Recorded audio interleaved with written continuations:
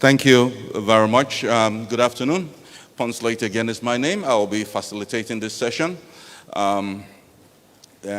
Security in the digital economy. As you people are aware, in January this year, the government of the Gambia launched the National Development Plan, NDPs, which goes for 4 years still. And we have people from different sectors. First, we have Mr. SEEDY BENSOUDA at my far left, President of the Information Technology Association of the Gambia. We have AMADOU, Deputy Director Deputy Director of ICT from the Ministry of Information, Communication and Infrastructure, who is also the focal point for the national, for IGF in general, under the ministry. We have Mr. Peter PROM, Director of Information Technology at Central Bank of the Gambia. And we have Mr. Modulamin Ba, Accountant General, of the Gambia, also here. So it's a very good panel. Sometime in April this year, the World Bank called ministers of finance and ICT ministers, I think it was in April, May, to discuss about building a digital economy in Africa.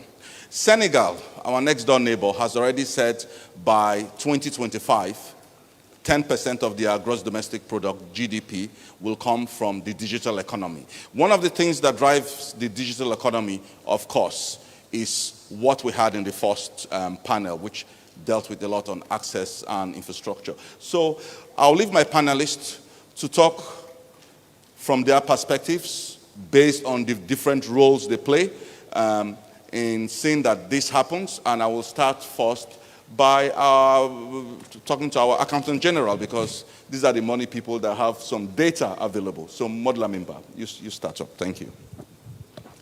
Yes, thank you very much, Mr. Moderator of this program. As he rightly said, my name is Modulamin Ba. I am the Accountant General. I was very happy with the panel that has just concluded. Actually, our requirements in government highly depends on what that panel was talking about. I don't know whether you are aware, but the government is already applying digital economy. You know, the government over the years has invested very heavily in information technology, digitizing a lot of the operations of the government, especially the financial operations of government. There is an integrated financial management information system, IFMIS, which the government started to implement since 2006. And you may be aware that from the planning stage, that is the budget formulation is all automated. The government budget is produced through the integrated financial management information system that produces the budget. And that is the budget that is passed to the relevant authorities and also for the approval of the National Assembly. And other aspects of the economy, including receipting, that is revenue collection, is all automated. Government is collecting its revenue mostly through the IFMIS system, where government would issue a system-generated receipt instead of a manual receipt that somebody will write down and give to you. And what this does is that, you know, revenue is accounted for because it is recorded in the relevant revenue item and it is accounted for automatically once it is received. Also, all fund allocations for expenditure, like when the Ministry of Finance is allocating funds to the various ministries and institutions, this is done through the IFMIS. And these allocations are specific to a sector. So the sectors also are able to distribute these allocations within their ministry, that is to their various departments and other institutions, like, for example, the subvented institutions. All this allocation is also digitally carried out. And there is complete record of everything, who got what, and so on. And also the procurement is carried out. For example, if I need to buy something, I'll have to make a requisition.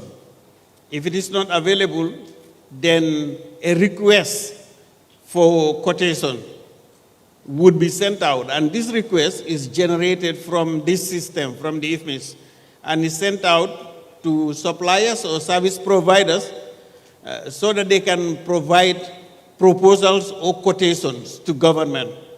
And all this is recorded digitally in the same system. And once a supplier or service provider is selected, this is also recorded on the same system.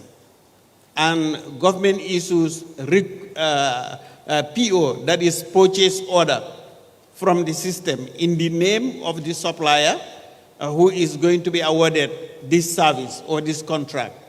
So when it comes to payment also, the payment vouchers are generated also from the same system. And the payment, all the approvals, authorizations, approvals, all on this system is recorded through the system. There is no manual aspect of it.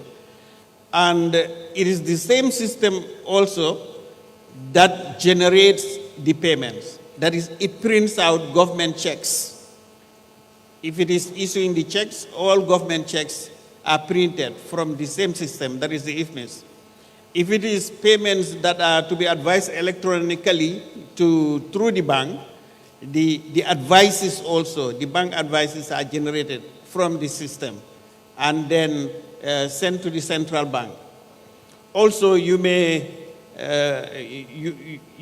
need to know that the payroll, that is government payroll, entire civil service, and also all pensioners, their information, their data is all kept in the system, and all the payment is made from the system.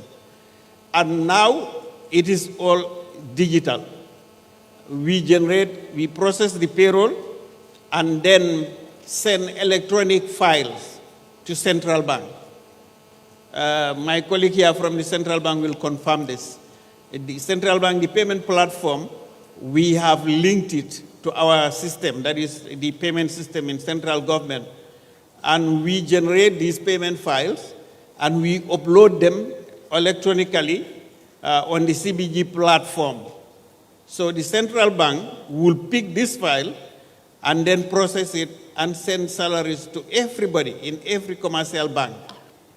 Before this system, we used to send lists, that is for each bank, for each branch in Bakau, in Serekunda, everywhere, a list. And then the banks, the commercial banks would enter this information manually on their system to update staff accounts. But now, within few minutes, the central bank is able to process these electronic files, and everybody is paid, regardless of which commercial bank, wherever your account is, and regardless where your branch is. It does not take 2 days for the person in Basse to get their salary. It is the same time that the person in Banjul, their accounts are credited. At that same moment, the accounts of staff in Basse are also credited. So the government actually has been working so much on digitizing the economy. So you can see that as far as government is concerned, the entire financial management process is already digital. Of course, there is always room for improvement, and there are plans to improve this further. What we plan to do is also to link the same system to other systems within government so that this digital economy concept is being fully realized. And this includes human resource management. Somebody was saying that maybe government should provide electronic or service, service delivery. So there are plans to build a human resource management module that would be fully integrated with the IFMIS. And the idea is that jobs can be advertised online. Everybody can have access to the jobs, and jobs applications can be filled in online and submitted, and shortlisting would happen, and applicants would be notified, all electronically, and after the interview and hiring, the person would be added to the employment database. And once this is done, the HR module would advise the payroll module that we have new addition of staff that would need to be paid salary on this grade or that grade. So all that work is going on. Also, in terms of procurement, there are plans to improve this process as well, so that all requests for quotations are also advertised online. Then suppliers and bidders can apply, submit their proposals, submit their quotations online, and the government would be able to evaluate and select and advise a supplier, and then a contracting arrangement would begin thereafter. And then these contracts also would be available online. So there is a lot of work in terms of digitizing the economy as far as government is concerned. Also, as part of this, the IFMIS system is linked with the central bank, as I said earlier. So government has access, online access to all the accounts, all government accounts. So we don't need to go to central bank to ask for any advice, debit advice, credit advice. We have access to them online. Immediately, central bank debits or credits our accounts. We have online access to them. And we also have online access to all the bank statements from the central bank platform. We are able to upload these bank statements on our system and carry out automated bank reconciliation. So many things are going on. And also we intend to link the IFMIS with the tax administration system also at the Revenue Authority, so that whatever revenue is collected, the systems are updated so that people are aware what we have collected, or maybe what is pending, what needs to be collected. I think there's a lot of work. Of course, there are challenges. Especially now, we want to put the system on the web. And that is where cybersecurity becomes very, very important for us at the Ministry of Finance. Because we want to make this same system available across to the regions, the regional sub-treasuries in the governor's offices across the country, to also all the donor-funded projects across the country, wherever they are located, and also to our embassies in the foreign countries. So, of course, that is where internet access, internet availability, and affordability would come in. And, of course, the paramount aspect of that would be security. For now, we have put certain security measures in place, including firewalls, including the implementation of security information and events management system, and also including some virtualization of certain servers and infrastructure, and again, restrictions in access, using also access rights that anybody can access only what they require on the system, because the access rights would be defined and assigned accordingly. So, but as we go on the web, cybersecurity becomes a major issue. And I think that this is where this would need to come up at the national level. What would be a national policy on cybersecurity? This is where we need the leadership of the Ministry of ICT and also the experts, in the ICT industry, I will just stop you a little bit now, Molamimba, so that the audience is able to capture all the information. I will come back to you later as we go on. So I'll go over to Mr. Prom. You're the Director of IT at the Apex Bank, Central Bank of the Gambia. How personally do you see Gambia in terms of building our digital economy, especially since it's a cross-cutting team as an Apex Bank in terms of banking, having access to all these e-tools so that we become a cashless society? What is the Apex Bank doing about it since you put in policies in place for other banking institutions to follow? And based on what Mr. Barr talked, what's your relationship with the Ministry of Finance? So over to you. Thank you, Pons. My name is Peter Prom, as he indicated, the IT Director, Central Bank of the Gambia. Before I proceed with my presentation or my remarks here, I would like to confirm what the Director General has just said. Salaries are being processed, electronic file transfers are being effected from the DNT to the central bank, and from the central bank, salary of government employees are redirected to their respective banks. That has been ongoing since, I believe, 2012. This was all part of the West African Monetary Zone Payment System project that was funded by the Africa Development Bank.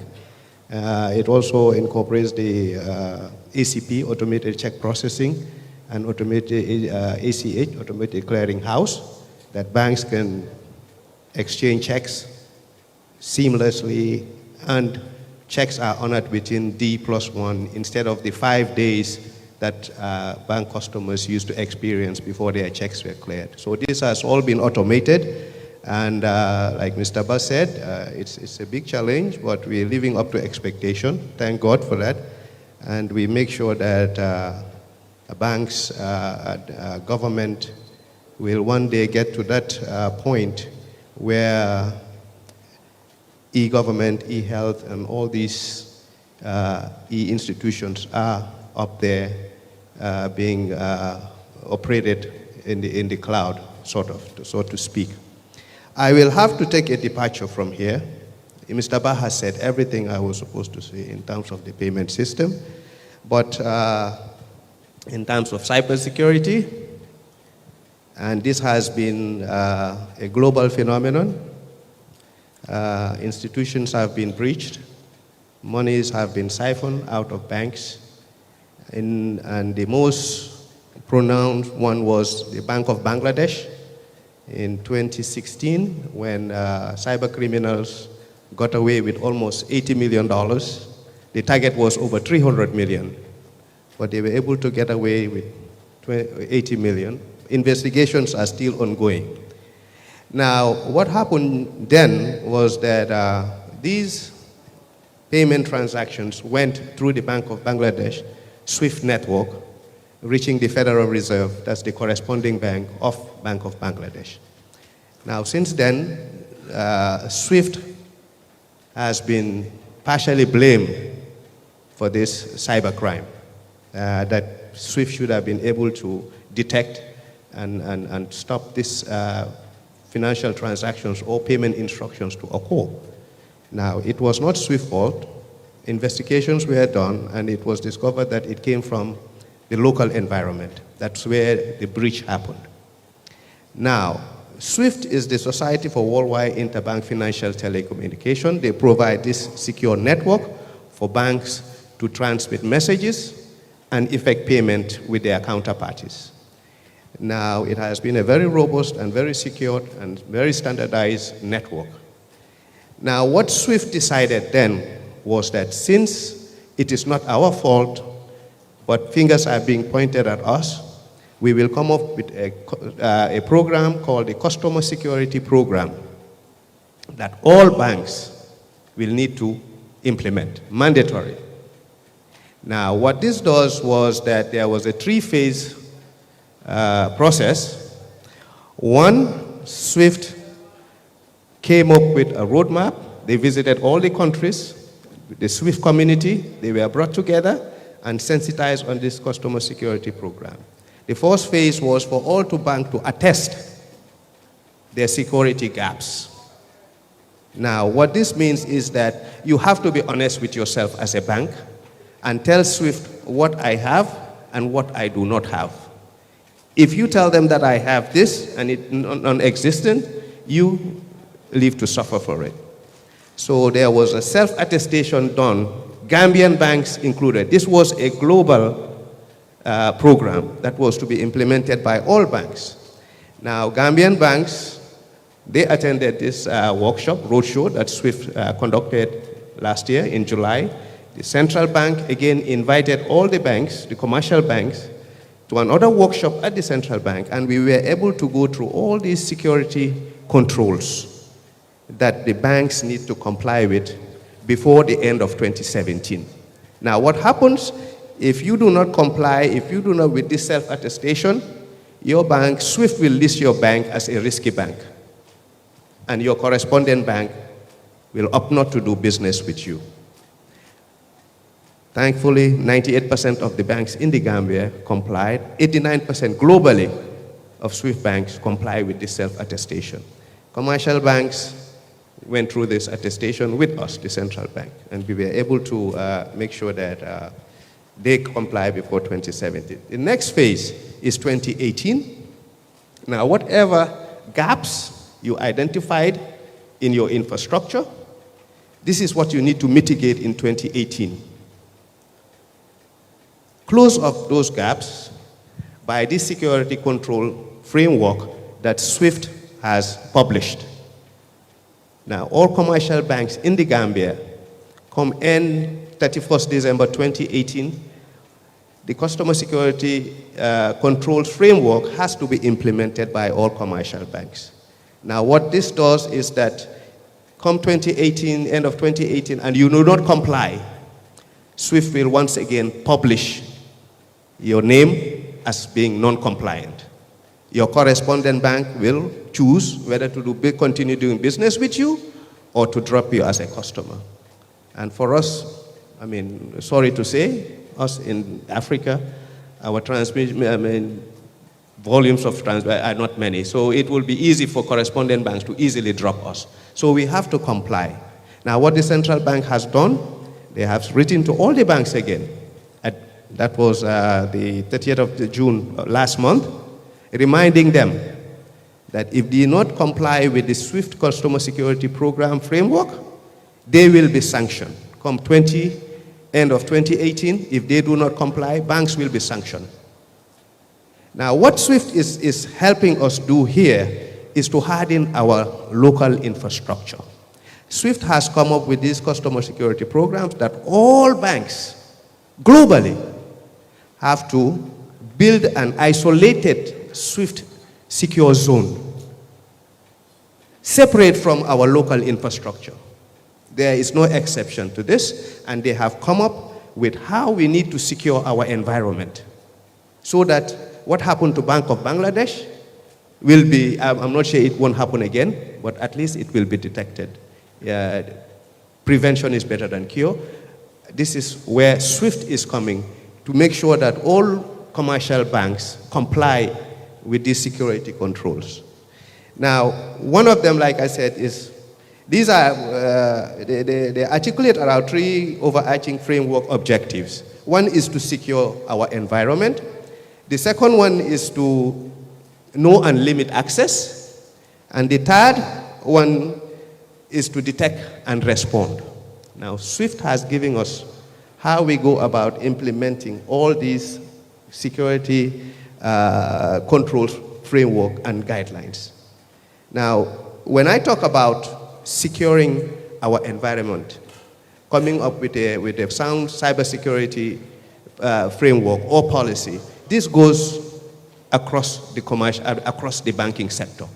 It goes within our individual organizations to make sure that our infrastructure is secured, it is hardened, it is protected, so that like the previous speaker said, how can we conduct online businesses when we do not have reliable infrastructures? It cannot happen. Our financial systems, this is where we are starting with to make sure that the credibility is maintained within the financial sector.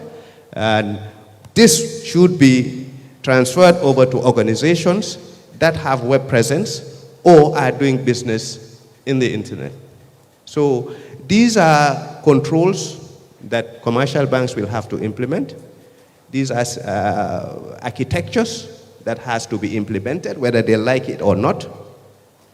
Otherwise, they will be seen as being risky, and their correspondent banks will not be able to do business with them. And as that, it's not only that one commercial bank that suffers, it's the Gambia financial ecosystem that suffers. Because this is some sort of a community initiative for all commercial banks to comply with this customer security control framework. So I would have loved to go through the steps that SWIFT has given all commercial banks globally to follow and to implement. These are mandatory controls that all commercial banks or SWIFT users need to comply come 2018. Now let me just finish points by saying that come 2019, banks will have to re-attest their compliance. That is, they will have to tell SWIFT what has been accomplished, what has been achieved, and this is the baseline that SWIFT is going to look at, and to go to these countries where compliance is lacking and talk to the regulators. For the regulators to take steps to make sure that banks meet these controls within the stipulated period. Okay? So compliance audit will be good. The banks have a very big task to play right now in time for cybersecurity. And this is why I said, allow me to take a departure from what the Director General has already discussed, so that I can come up with this, so that Gambians will now start developing that confidence in their financial system. Come the end of 2018, we will assess who is ready and who is not ready, so that we'll know how our financial ecosystem can be restructured to attract foreign investment or to be seen as doing very serious business within our financial ecosystem. Yeah, thank you very much, Mr. Prom. It's good to always hear from the Apex Bank in terms of their infrastructure, the IT infrastructure, and what they're doing to make sure that our commercial banks and our overall banking institutions really become compliant to the SWIFT. Before I move on to the policy person, I'll move on to the president of the IT Association of the Gambia, because as we know, we have a lot of technology-based companies here, and most of this is led by the private sector. We have, in building a digital economy, you have to make sure that you have people in place and companies in place who are also business people that will be able to drive these processes for institutions to be able to have the necessary tools that will make them e-ready or before the end of the life cycle of our national development plan, that everything is in place, be it on the government side and private sector is key. So I would like to hear from Mr. BENSOUDA how he sees the ecosystem with in building a digital economy from the perspective of being the president of the IT Association, and overall his perspective on what he sees IT companies in their role in helping government, either be it finance, either be it the central bank, in making sure the synergy in us having a true digital economy. As I earlier said in my first statement, opening, Senegal wants 10% of their GDP to be generated from a digital economy. Is this the same opinion Mr. BENSOUDA has? So let's hear from Mr. BENSOUDA. Well, thank you very much. Thank you to the distinguished panel. It has been an interesting conversation so far. The question you asked is actually quite an interesting question. I think that in Gambia, given the current ecosystem that is in place, we are more in a reseller phase when it comes to the private sector. One of the challenges that we hope with the new dispensation and the new Gambia that will change is is getting government as they move forward on all these initiatives. While very exciting, you find that the private sector or very few people are even aware that some of these initiatives are happening.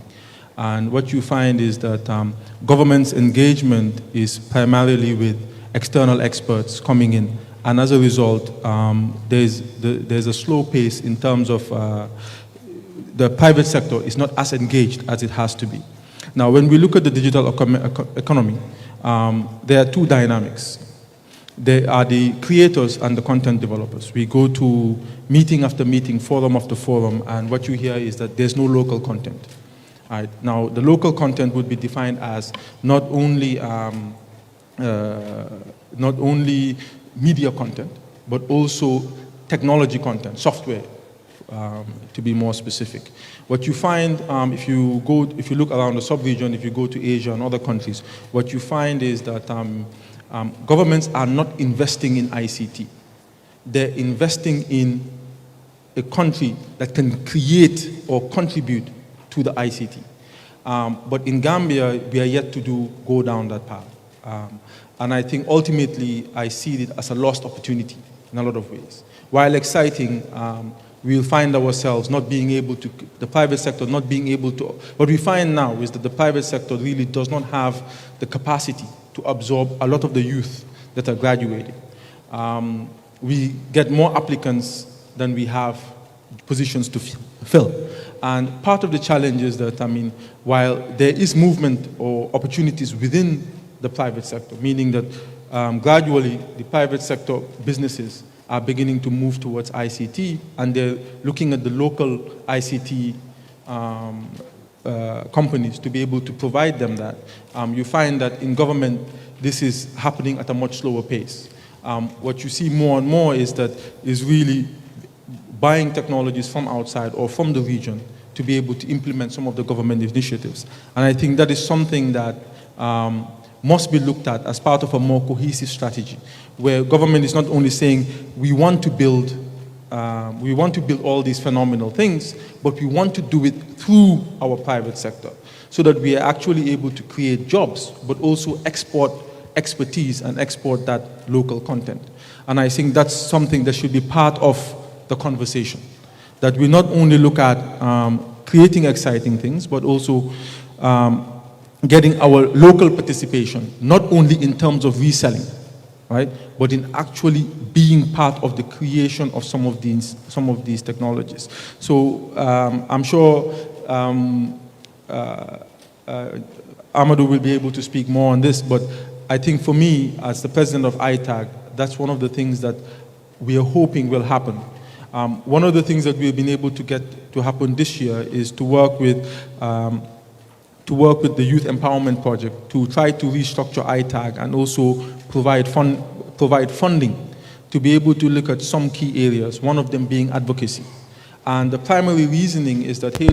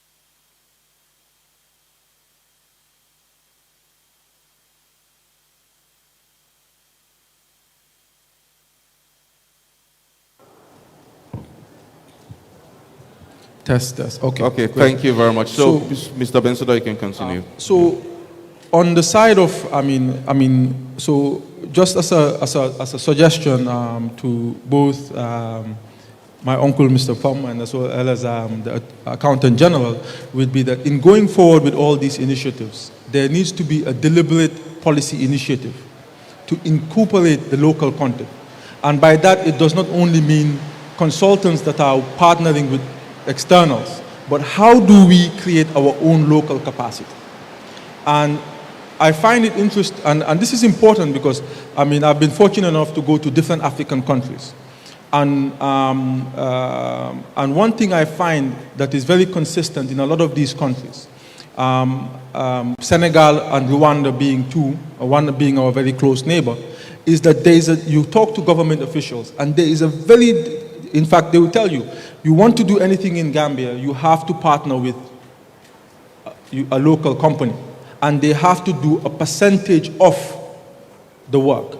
And the rationale being that we want to be able to create our own engineers, seasoned engineers that can also be part of the global digital economy. So the investment in technology is not only to be able to say that we have the technology and we can do all these amazing things, but it's also to be able to see that we have created employment for our people and they can now contribute and participate and compete globally, right? And I think that's something that we need to incorporate into the discussion going forward. Now, of course, on the other side, there are challenges in Gambia. One of the things that we've been working very closely with the Ministry of Higher Education to do is to see how do we enhance our standards, both especially when it comes to education and the quality of education in the ICT sector. And I'm very happy to say that the minister, the Honorable Minister, has been very responsive to some of these initiatives. And we've had several good conversations with not only NACA, but also at the ministry itself. And currently they're looking at initiatives where they're able to account for every student that is attending that is seeking a higher education certificate, whether it is at a tertiary institution or at a university level. And what they're really wanting, their long-term goal is to be able to monitor the output, meaning the ability of the students post-graduation, and then to see how they can then link them in with the private sector. The other thing that the ministry, based on the conversations, is trying to do is to set up a program where every student that graduates from the university is able to do at least 1 year of internship, right? So the program is not only theoretical, but also they're able to graduate with practical skills. But I remember in one of the conversations, especially with the delegation that attended, it's like, well, look, Honorable Minister, you are asking that the private sector help you in terms of providing practical skills to all these students that you have because you want to make them more employable. Yet there's a lot of projects happening that the private sector is not really participating in. So government needs to be able to realign policy. On the one hand, government has a very clear need, which is that they want to create employment and they want to increase their tax base. And they want Gambians to be active in this economy. But on the other hand, you find that the private sector is not really being linked into a lot of these initiatives. So there needs to be that policy alignment where government realizes that you're able, as you have a lot of individuals that are unemployed and wanting to get into the digital economy, and you have the opportunity to be able to provide them that, and you need to have that linkage. But additionally, of course, going further down, looking at the area of science and tech, and especially at the lower basic education, that's also something that is a challenge. One of the exciting things we've seen in the past few years is that the Ministry of Basic Education has taken a key interest in STEM, and also supported by the Ministry of Higher Education, where they're actually looking at different programs, such as robotics competitions, national science competitions to encourage students in STEM.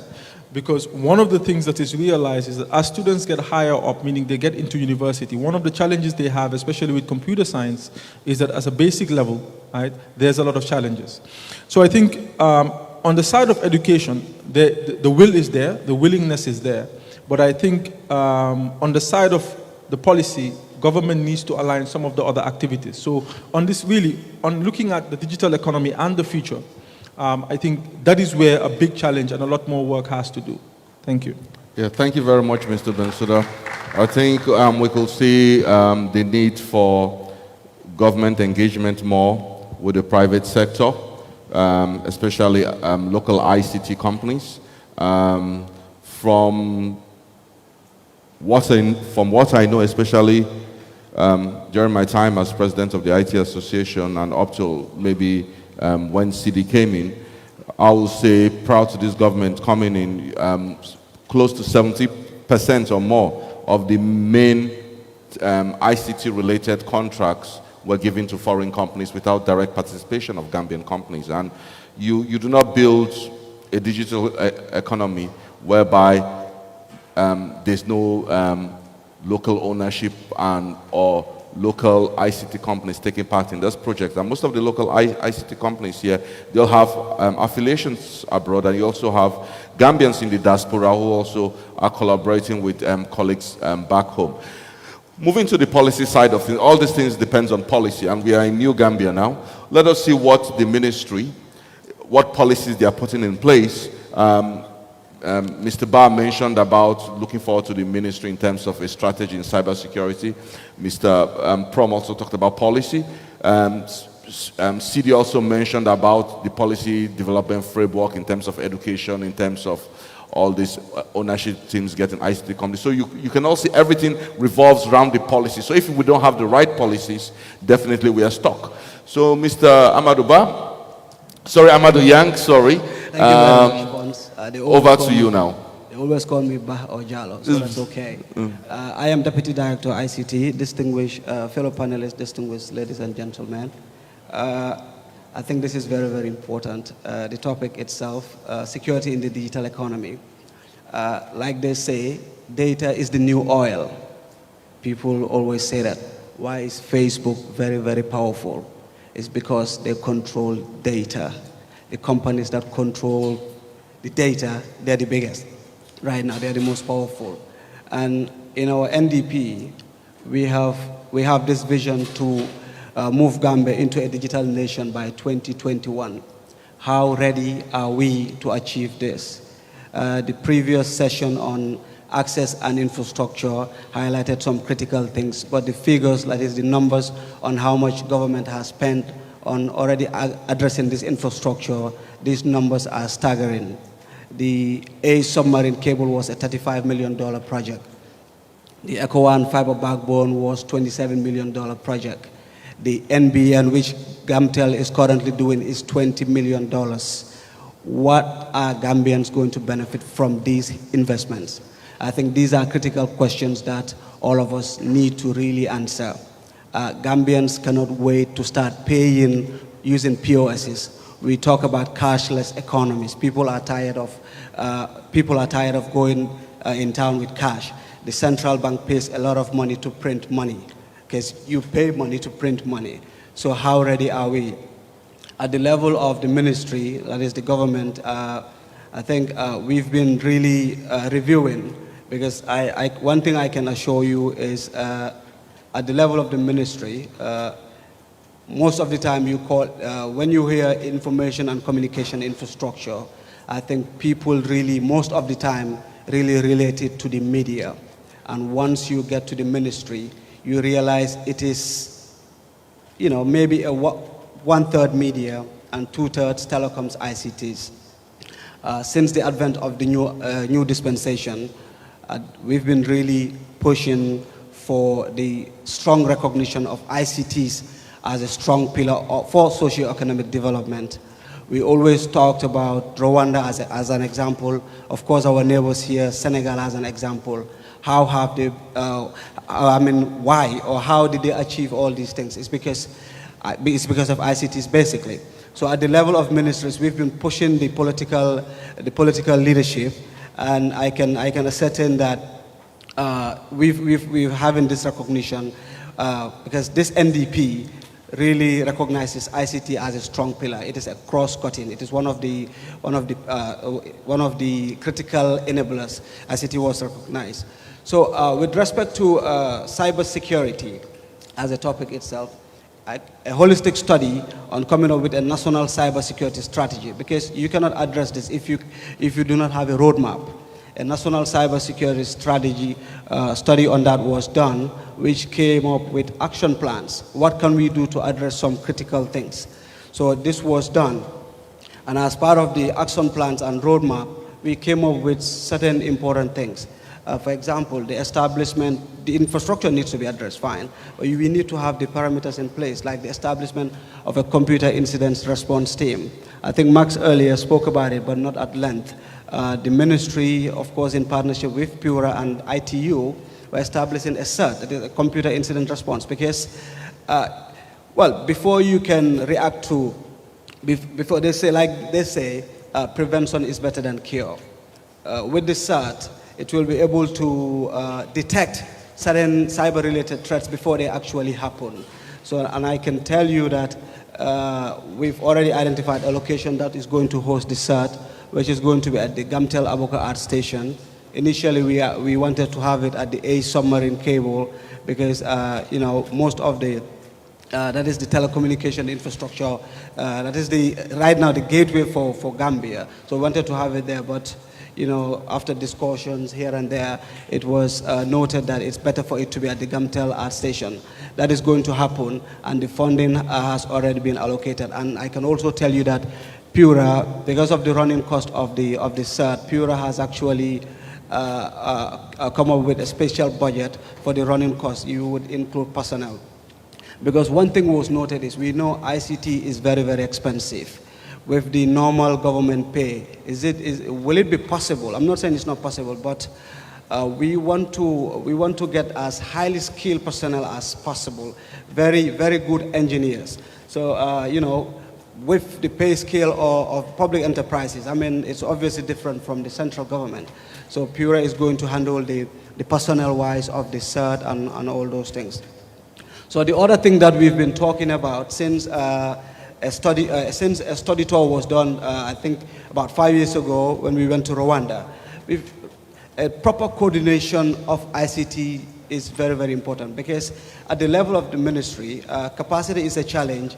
You know, funding can be a challenge and so many other things. And if you really want to coordinate ICT projects and programs, you need to have the muscle, both financially and the human resource.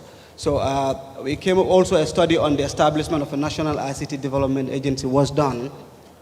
And currently we are going to table it at the level of cabinet for approval. This was already approved before, but since it is a new dispensation, I think it makes a lot of sense to really retable it to the new cabinet, because we have to know the Minister of Finance is thinking, it has a new thinking. The finance minister is streamlining government agencies, and MOICI is we're thinking of establishing an agency. So I think it's important that this is tabled again for adoption. So, and I'm sure with the establishment of the agency, I think you know, most of the cyber-related threats and programs will be addressed.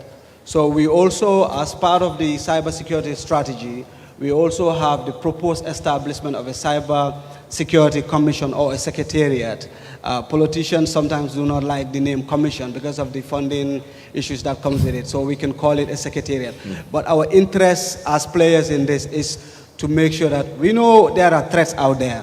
Whether we address it now or not, there are threats out there. So to come up with a proposed cyber security commission. Also, we know our legislations, the IC Act of 2009, when this act was being developed, cybersecurity was not very hot at the time. So I think there's also a very, very critical need to look into some of our laws around cybersecurity. So we are also thinking along these lines, and I can tell you that as recent as yesterday, we had a meeting on the proposed amendments of some of these cybersecurity legislations and crimes. So these are some of the things that we've been doing. And of course, we talk about continued sensitization. Some of these forums are very, very relevant because some of these things we really need to talk about them because people need to be aware that there are threats out there. So effective and continued sensitization is very, very key. And also we talk about research and development. I think SEEDY here noted something that deals with the standard, our education system. We're also coming up with sort of a program that is an incubation program. Because like I noted before, government has spent a lot of money on addressing the infrastructure, But what have we been doing to make sure that these huge investments, the average Gambian is having impact on the average Gambian and on the economy itself? So we're thinking, you have so many smart young people out there. Why don't you bring them together? Why don't you engage? Yep, we have these wonderful projects. Why don't you engage the Youth Council, the ITAGs, the ISOCs? We have the hackathons. We have some of these important events that bring young people and do, scout talents. So we say, okay, I think it's important to come up with an incubation program, get smart young people, task them to develop certain applications. The Accountant General was talking about the human resource module of the IFMIS. Some of these applications, government needs a lot of applications. The Ministry of Transport can require a transport management system.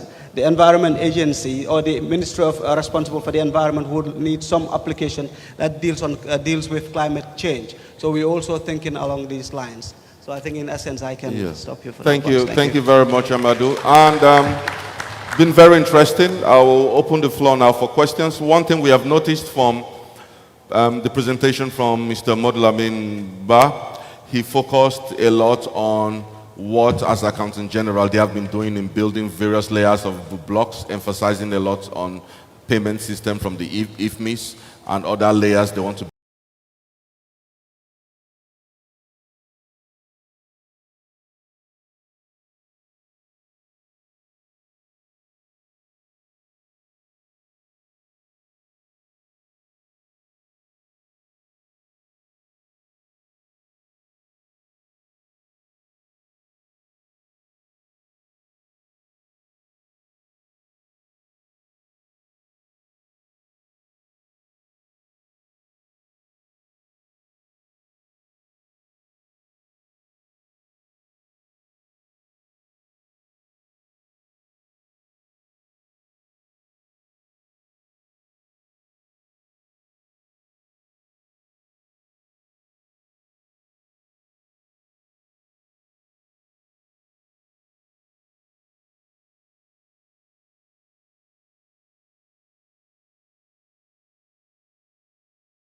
build on.